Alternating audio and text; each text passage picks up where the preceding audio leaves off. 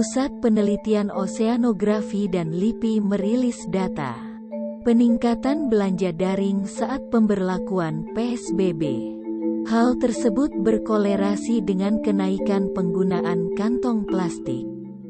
Umumnya 96% paket dibungkus dengan plastik tebal. Kepala Deleh Pemprov DKI Jakarta menghimbau masyarakat belanja daring ramah lingkungan. Mulai tanggal 1 Juli tahun 2020 Pemprov melarang penggunaan plastik sekali pakai. Tips belanja daring ramah lingkungan. Dukung penjual dan produk tanpa pembungkus plastik. Pengemas barang dengan kardus. Memanfaatkan kembali pembungkus plastik. Memilah sampah. Ayo, jadi konsumen bijak.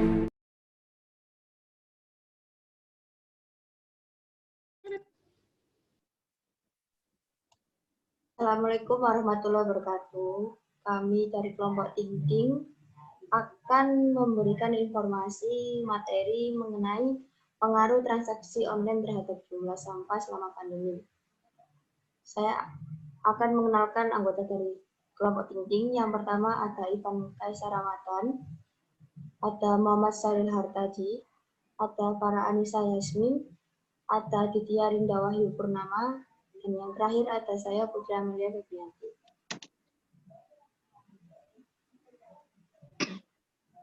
Di sini saya akan menjelaskan tentang PSBB. Sebelumnya, apa itu PSBB? PSBB adalah pembatasan sosial berskala besar. Merupakan peraturan yang dikeluarkan untuk menekan penyebaran dan penularan pandemi COVID-19. Tidak dipungkirin, penerapan PSBB berdampak pada beberapa sektor, terutama ekonomi yang mengalami penurunan. Namun di sisi lain, persentase belanja online dan penggunaan layanan pesan antar meningkat saat PSBB. Pusat Penelitian Oseanografi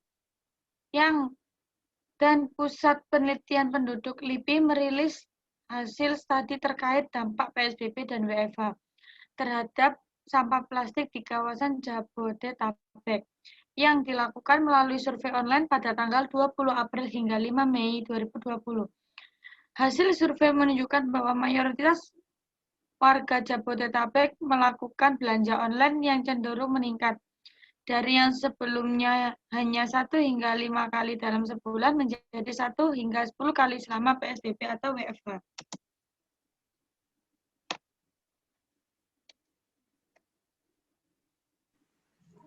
Selanjutnya ada hal-hal apa saja yang menyebabkan limbah plastik transaksi barang online.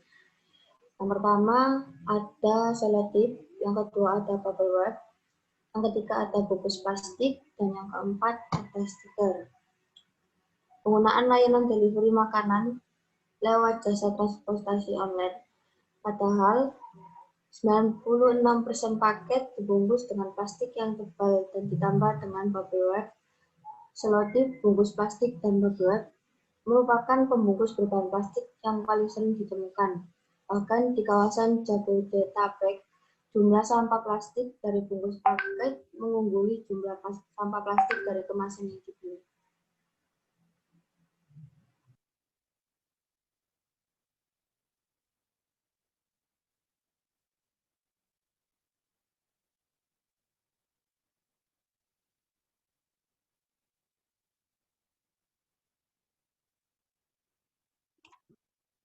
Kali ini adalah hal yang menyebabkan limbah plastik transaksi online, makanan online, yaitu pertama ada polyethylene terephthalate digunakan untuk botol bening dan nampan makanan. Yang kedua ada high density polyethylene digunakan untuk tutup botol, bahan kimia, dan mainan. Ketiga ada polyvinyl chloride digunakan untuk pipa, insulasi, kabel listrik, dan bingkai pintu. Yang keempat ada polipropilene digunakan untuk kemasan makanan siap saji, botol saus, dan sirup. Dan terakhir ada polystyrene atau styrofoam digunakan untuk kotak atau mangkuk makanan atau kemasan telur. Cara mengatasi permasalahan tersebut yaitu yang pertama ada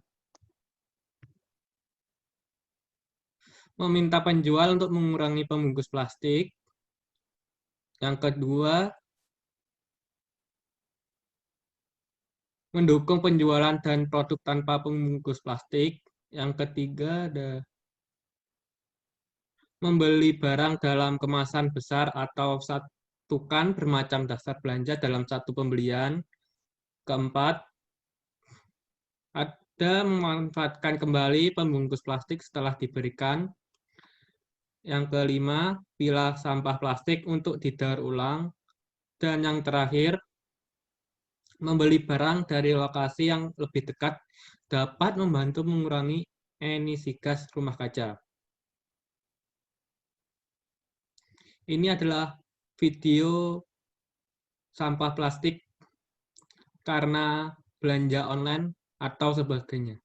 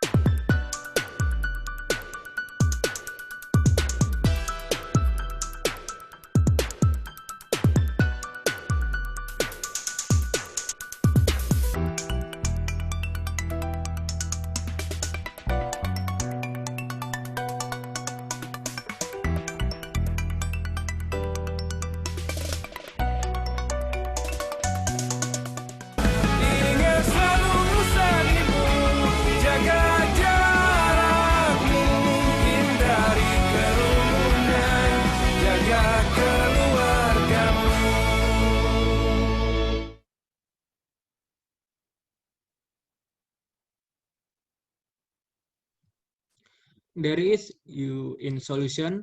Imbuh Intan pernah berkata, mari bersama-sama mengurangi sampah plastik dalam berbelanja online.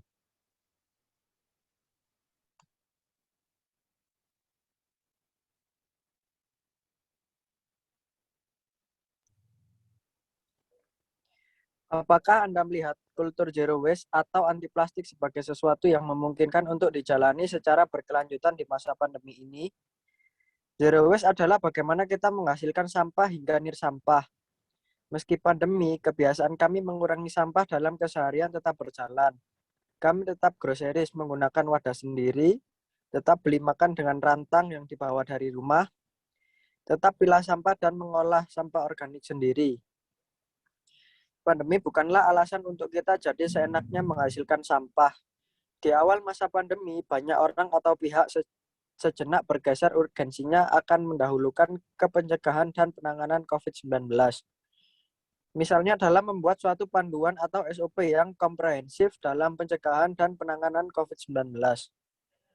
Dari sisi pemerintah juga, dengan kondisi anggaran yang berkurang, harusnya membuat satu skema yang tidak mengalihkan atau menggeser prioritas lain.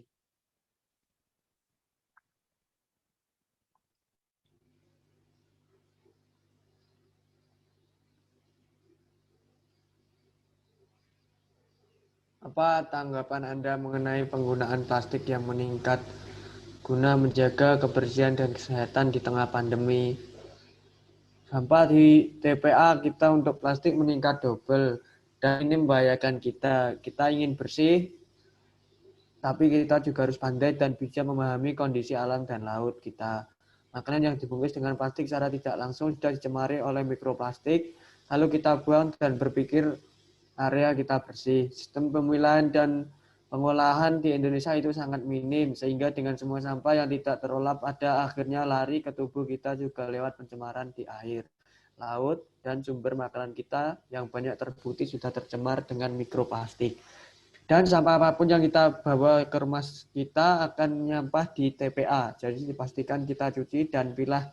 Dan saya kirim ke bank sampah agar terdaur ulang. Bahkan kita mendapatkan uang karena sampah yang dibersihkan itu ada nilai daurnya.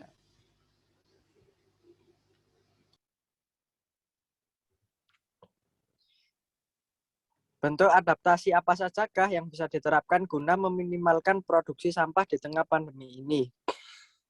Tetap jaga jarak, dan kalau saya pribadi tetap hindari keramaian. Di kantor pun kami tetap jaga jarak dan semua pegawai membawa wadah, peralatan makanan, dan tumbler mereka sendiri dan cuci sendiri agar kebersihan masing-masing bisa terjaga. Jadi saya selalu berikan note untuk mohon jangan pakai bubble wrap atau plastik lagi. Beli lada pun juga begitu. Saya beli lada bangka online berhasil semua masuk box tanpa plastik luar lagi dan bubble wrap. Jadi senang juga. Kalaupun lagi nggak bisa, saya minta dia masukkan semua dalam satu box dan selalu berhasil. Kalau saya masih tetap sama, bawa wadah dan kirim ke restorannya untuk diisi. Kalau harus take out pun saya minta tanpa plastik. Pakai box saja. Kalaupun menerima kiriman makanan dengan plastik semua, saya bersihkan dan simpan kembali. Karena sampah pilahan selalu bersih, saya nggak pakai plastik sampah lagi di ruang tamu. Semua hanya tong pemilahan sampah yang dinot, organik, kertas, plastik, beling atau alu atau B3. Yang sampah kecil-kecil seperti stapler atau serutan pensil juga saya pisahkan. Sisa potong buah dan sayur masuk komposter jadi pupuk cair dan pupuk padat. Sisa makanan seperti daging, tulang, susu atau makanan berminyak masuk biopori. Membiasakan mengolah organik banyak manfaatnya ke kebun kita juga. Jadi nggak perlu beli pupuk dan semua dari makanan kita juga.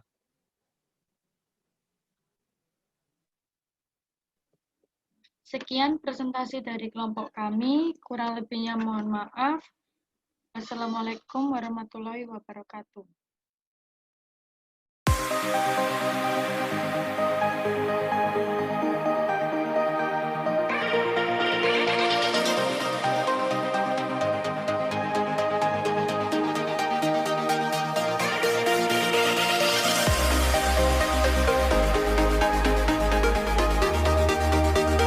Mari kita jaga lingkungan. Kalau bukan kita yang menjaga terus siapa lagi?